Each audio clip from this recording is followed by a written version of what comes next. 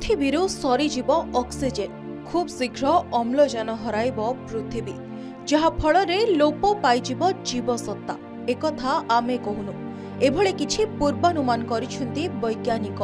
पृथिवी रे जीवसत्ता पई आवश्यक होइतिबा ऑक्सीजन स्तर आउ मात्र 100 कोटी वर्ष रही पारे बोली नेचर जियो साइंस मैगजीन रे वैज्ञानिक अध्ययन रिपोर्ट प्रकाश पाइछि।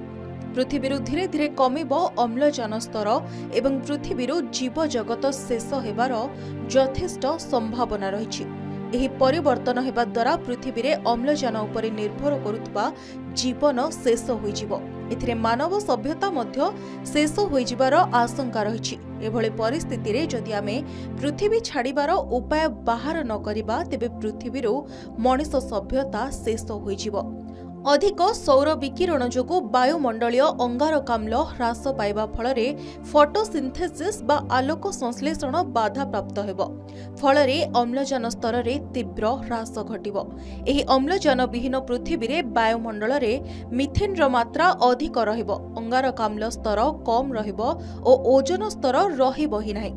एभଳି स्थिति रे पृथ्वी रे विपदरे पड़िबे जीवसत्ता, अर्थात एही समय रे केवल अबायविक जीव ही तिष्ठि रहि परिबो।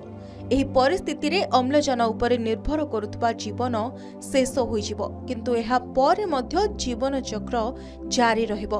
तेबे एही अध्ययन आगामी भविष्यतर चित्र को देखाउछि, जेउठारे पृथ्वी रे अनेक परिवर्तन आसिबाकु जाउछि।